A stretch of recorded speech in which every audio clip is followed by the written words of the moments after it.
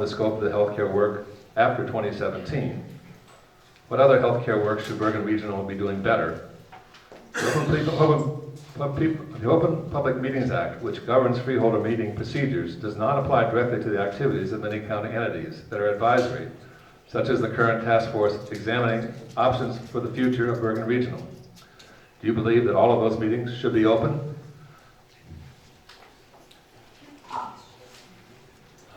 Starting off answering the question, I'm going to first commend the sitting freeholders for what they have done. And what they have done is putting in more beds in Bergen Regional Medical Center. But what I want to do is apply a little bit of information about why it's so important, why treatment is the way to go. Consider that how much does it cost to put somebody through, or have somebody go through our legal justice system? How much does it cost to put somebody through Bergen Regional Medical Center? How much does it cost to have somebody wind up in the homeless shelter? What does it cost that people that are addicts would start receiving social services? My feeling is that treatment is the answer. We have to continue that. And may I point out, once treatment is completed, and we can get somebody that's out there, cured, in the workforce, and then now contributing back to society, that is the way to go. So treatment is the answer. In terms of the question about having the meetings open, I am in favor of open meetings at all time, and the public and the press should be invited to those meetings. Thank you very much. Okay, anyone with the 1 minute? Listen to that? Sure. So what I would like to say is, thank goodness that Bergen Regional has agreed to expand the bed program there for the treatment of addicts. There's nothing that rips apart families more than drug addiction, any kind of alcohol addiction, and I'm glad that we have that safety net in place for folks who don't have the means or can't get the treatment on their own. But what I'd also like to do is get to the root of how this occurs, and how it occurs is also a mental health issue. We should definitely have treatment facilities to help people and families that are in need, that are suffering from this affliction. But what I'd also like to do is propose that we, as freeholders, what we can't control is the influence that we have with other counties. So I would like to rely on our experts in the Sheriff's Department and the Prosecutor's Office, and then work with the surrounding counties, their Prosecutor's Office and their Sheriff's Departments, to go and get these drug dealers, and go and get all these people who are breaking the law at the moment, and try to nip it in the bud right at the root. I think with those departments working together, we can start to affect change in the drug trade. Let's try to hold these other backup statements to a minute, yeah. Thank you. So we all know that there's an epidemic, and the biggest problem is that what can the freeholders do about it? So first of all, we can lend our voice to it. That's something that we've done, sharing ideas with our real estate businesses, having them identify medication that's left in for open houses. That's something that we're able to work together to educate the public on. There's not one answer to this problem. It's a law enforcement issue, it's a mental health issue, and I think the biggest problem is we need to educate our young. We need to continue bringing it lower and lower in the school system to educate them on the dangers of drugs and what the impact is going to be.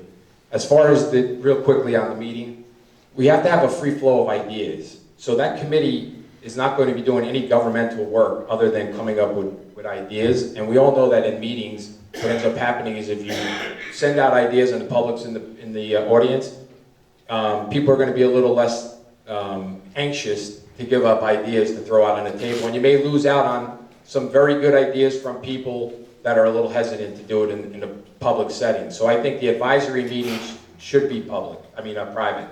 Once there's a decision that needs to be made by a governing body, then I believe that they should be open to the public. Thank you. So this heroin epidemic is something that I've addressed as a prosecutor, as a public defender, as a judge.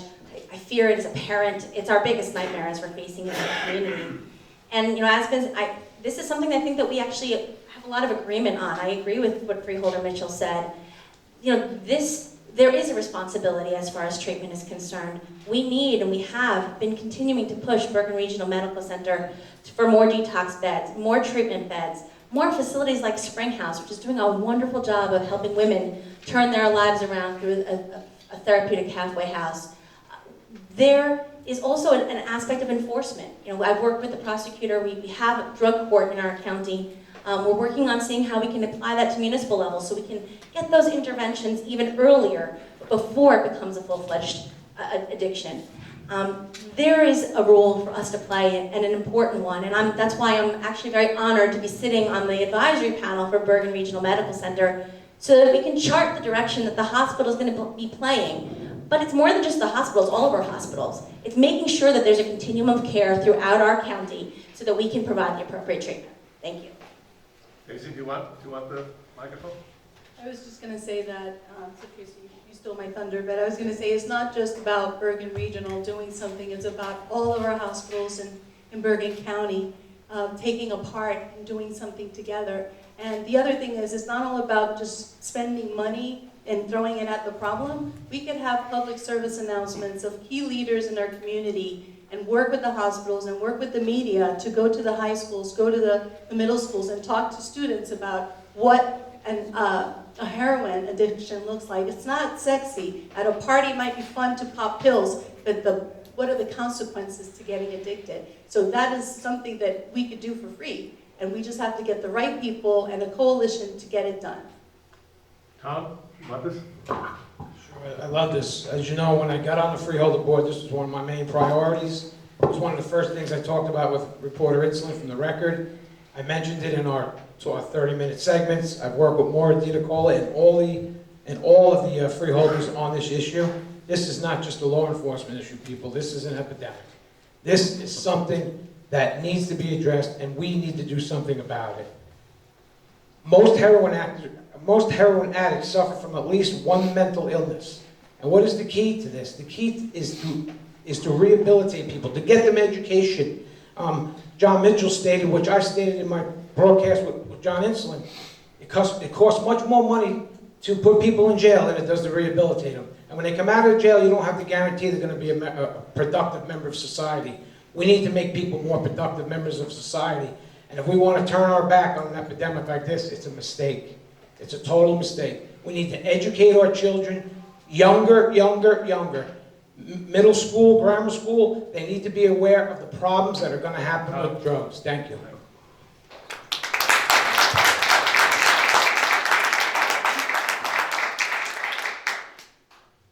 Bergen County has no business running a medical facility nor drug and treatment facilities. Did anyone here, anyone in this room, take a needle, pull a hot smack, and put it in somebody else's arm? No. Why are you paying for it? I'm going to refer to an article that John Insulin wrote about 2009 or so. About 12,000 people that were treated in 2009 there. Almost all of them were not residents of Bergen County. Why are we taking care of people outside the state, outside this county? If it's going to be a county facility, the very minimum, it should be treating only county personnel. I am against this hospital. I'm against funding any type of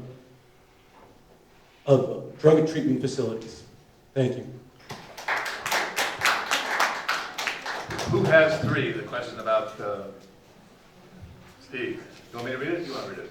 I can't read it.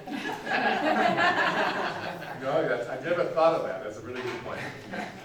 Bergen County residents in at least 11 communities not only fear for their lives, but for the recovery of destroyed property in the event of a rail accident. Beyond its own emergency efforts, do the freeholders have any authority?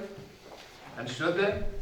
What should the freeholders do and tell the public they are doing about the publication of emergency response information, train route, and recovery issues? What about strengthening the state's UCC building codes, especially when construction is proximate to an oil train route? On the new construction, some of the railroad, on the new construction specs for railroad, is that yours? On demanding better liability protection for life or property if they're destroyed? Is there a principle here, or is the freeholder action beyond its own specific jurisdiction a case-by-case matter? You get two. Thank you. Well, first of all, the safety is our first concern for our residents, first and foremost. the first people line of defense is our first responders in our local communities. So we need to make sure, regardless of what the incident, that they're equipped with whatever they need to respond. The other problem that we have with the trains is, number one, we don't know what's on them, and we don't know any of the information because the state and federal government doesn't share it down to the local and county level. We need to change that. We need to have all the information on what the trains are carrying and their schedules, and the information needs to be given to our first responders. At the county level, we provided every resource possible that the sheriff requested, that the local municipalities requested to prepare for potential derailments. The most important thing also is what's on the trains, not just when they're traveling, but we need to know the chemicals that are being transported in our communities.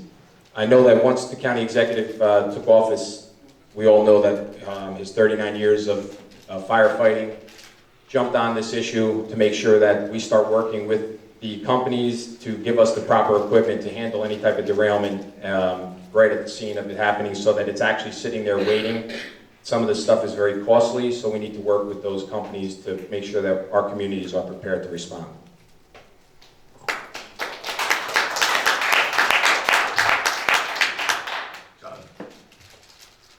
I'm going to echo what Steve had said here, is that, you know, you have to be prepared.